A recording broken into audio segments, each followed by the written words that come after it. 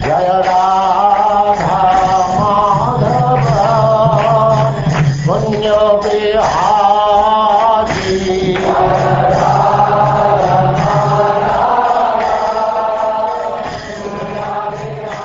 And now chapter 17. Mother Parvati curses Citraketu.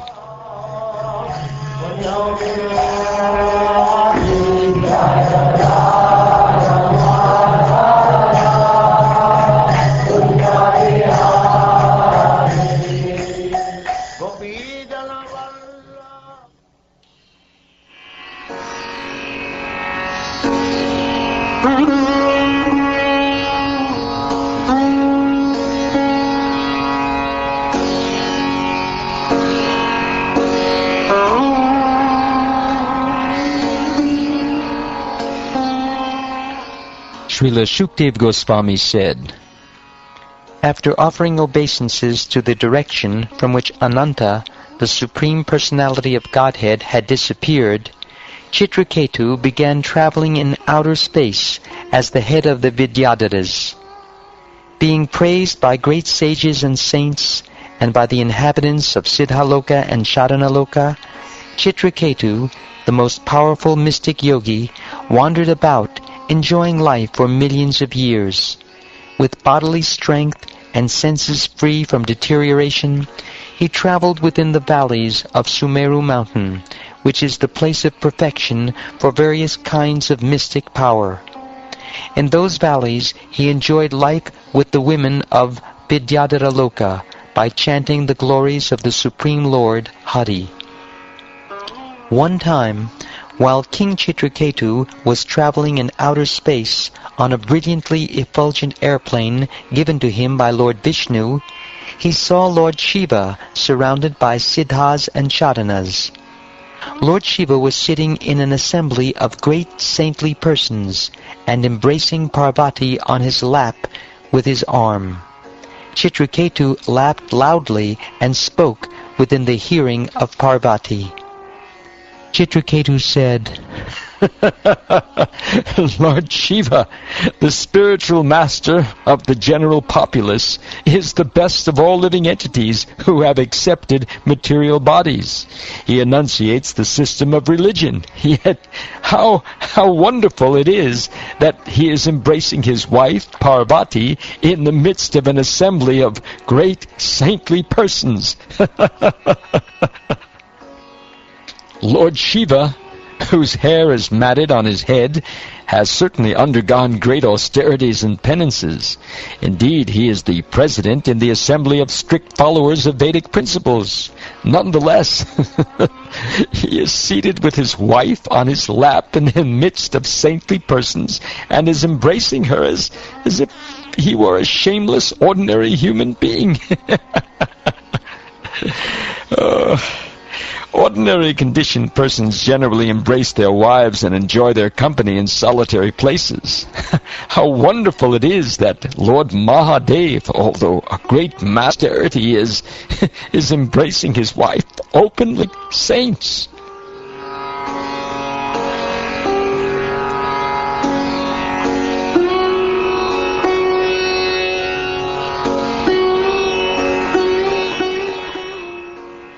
My dear King, after hearing Citraketu's statement, Lord Shiva, the most powerful personality, whose knowledge is fathomless, simply smiled and remained silent, and all the members of the assembly followed the Lord by not saying anything. Not knowing the prowess of Lord Shiva and Parvati, Citraketu strongly criticized them. His statements were not at all pleasing, and therefore the goddess Parvati, being very angry, spoke as follows to Citraketu, who thought himself better than Lord Shiva in controlling the senses. The goddess Parvati said, Alas! Has this upstart now received a post from which to punish shameless persons like us? Has he been appointed ruler, carrier of the rod of punishment? Is he now the only master of everything? Alas, Lord Brahma, who has taken his birth from the lotus flower, does not know the principles of religion, nor do the great saints like Bhrigu and Narad, nor the 4 Kumaras headed by Sanat Kumara. Manu and Kapila have also forgotten the religious principles. I suppose it to be because of this that they have not tried to stop Lord Shiva from behaving improperly. This Citraketu is the lowest of Kshatriyas, for he has impudently overridden Brahma and the other demigods by insulting Lord Shiva, upon whose lotus feet they always meditate. Lord Shiva is personified religion and the spiritual master of the entire world, and therefore Citraketu must be punished. This person is puffed up because of his achievements, thinking, I am the best. He does not deserve to approach the shelter of Lord Vishnu's lotus feet, which are worshipped by all saintly persons, for he is impudent, thinking himself greatly important. O impudent one, my dear son, now take birth in a low, sinful family of demons, so that you will not commit such an offense again toward exalted saintly persons in this world.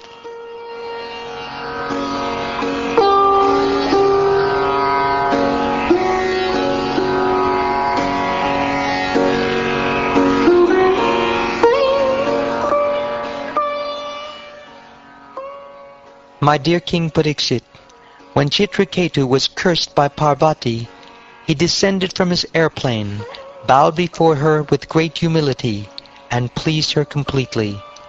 Citraketu said, My dear mother, with my own hands folded together, I accept the curse upon me. I do not mind the curse, for happiness and distress are given by the demigods as a result of one's past deeds. Deluded by ignorance, the living entity wanders in the forest of this material world, enjoying the happiness and distress resulting from his past deeds everywhere and at all times. Therefore, my dear mother, neither you nor I am to be blamed for this incident. In this material world, neither the living entity himself nor others, friends and enemies, are the cause of material happiness and distress. But because of gross ignorance, the living entity thinks that he and others are the cause. This material world resembles the waves of a constantly flowing river. Therefore, what is a curse, and what is a favor? What are the heavenly planets, and what are the hellish planets? What is actually happiness, and what is actually distress? Because the waves flow constantly, none of them has an eternal effect. The Supreme Personality of Godhead is one. Unaffected by the conditions of the material world, he creates all the conditioned souls by his own personal potency. Because of being contaminated by the material energy, the living entity is put into ignorance, and thus into different conditions of bondage. Sometimes, by knowledge, the living entity is given liberation. In Sattvaguna and Rajaguna, he is subjected to happiness and distress. The Supreme Personality of Godhead is equally disposed toward all living entities. Therefore, no one is very dear to him, and no one is a great enemy for him. No one is his friend, and no one is his relative. Being unattached to the material world, he has no affection for so-called happiness or hatred for so-called distress. The two terms, happiness and distress, are relative. Since the Lord is always happy, for him there is no question of distress. Although the Supreme Lord is unattached to our happiness and distress according to karma, and although no one is his enemy or favorite, he creates pious and impious activities through the agency of his material potency. Thus, for the continuation of the materialistic way of life, he creates happiness and distress, good fortune and bad, bondage and liberation, birth and death. O Mother, you are now unnecessarily angry, but since all my happiness and distress are destined by my past activities, I do not plead to be excused or relieved from your curse. Although what I have said is not wrong, please let whatever you think is wrong be pardoned.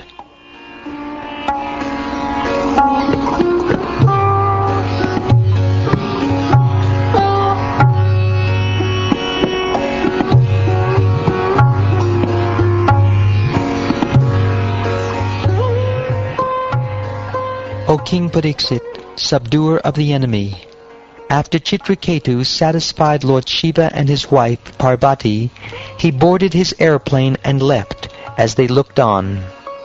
When Lord Shiva and Parvati saw that Citraketu, although informed of the curse, was unafraid, they smiled, being fully astonished by his behavior. Thereafter, in the presence of the great sage Narad, the demons, the inhabitants of Siddhaloka, and his personal associates, Lord Shiva, who is most powerful, spoke to his wife Parvati while they all listened. Lord Shiva said, "My dear beautiful Parvati, have you seen the greatness of the Vaishnavas? Being servants of the Supreme Personality of Godhead, Hari, they are great souls and are not interested in any kind of material happiness. Devotees solely engaged in the devotional service of the Supreme Personality of Godhead, Narayan, never fear any condition of life. For them, the heavenly planets, liberation, and the hellish planets are all the same. For such devotees are interested only in the service of the Lord. Because of the actions of the Supreme Lord's external energy, the living entities are conditioned in contact with material bodies. The dualities of happiness and distress, birth and death, curses and favors are natural byproducts of this contact in the material world. As one mistakenly considers a flower garland to be a snake, or experiences happiness and distress in a dream, so in the material world, by a lack of careful consideration, we differentiate between happiness and distress, considering one good and the other bad. Persons engaged in devotional service to Lord Vasudeva, Krishna, have naturally perfect knowledge and detachment from this material world. Therefore, such devotees are not interested in the so-called happiness or so-called distress of this world. Neither I, Lord Shiva, nor Brahma, nor the Ashvini Kumaras, nor Narad, or the other great sages who are Brahma's sons, nor even the demigods can understand the pastimes and personality of the Supreme Lord. Although we are part of the Supreme Lord, we consider ourselves independent, separate controllers, and thus we cannot understand his identity. He holds no one as very dear, and no one as inimical. He has no one for his own relative, and no one is alien to him. He is actually the soul of all living entities. Thus, he is the auspicious friend of all living beings, and is very near and dear to all of them. This magnanimous Citraketu is a dear devotee of the Lord. He is equal to all living entities, and is free from attachment and hatred. Similarly, I am also very dear to Lord Narayan. Therefore, no one should be astonished to see the activities of the most exalted devotees of Narayan, for they are free from attachment and envy. They are always peaceful, and they are equal to everyone.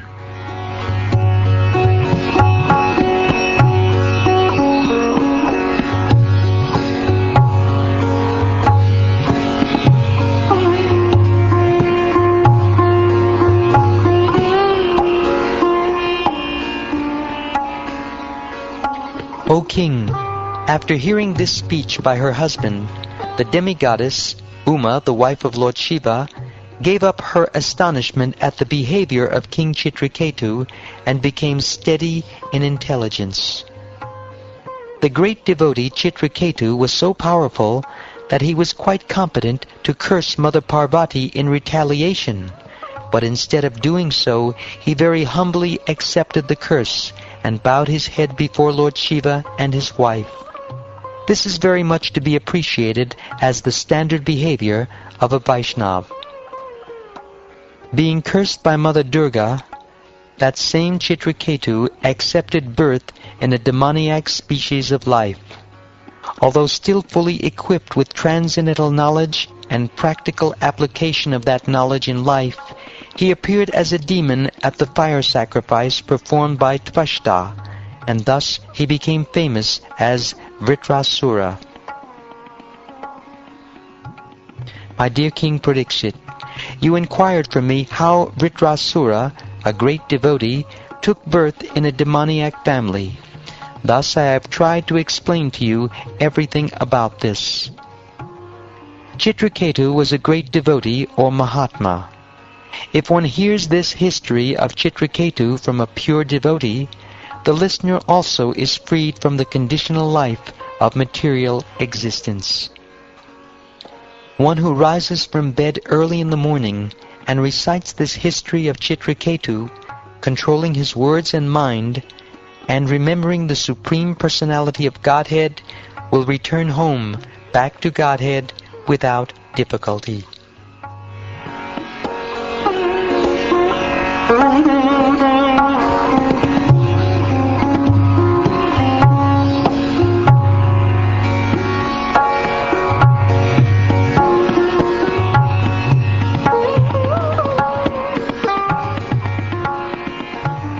Thus ends the 17th chapter of the 6th canto of the Srimad Bhagavatam, entitled Mother Parvati Curses Citraketu.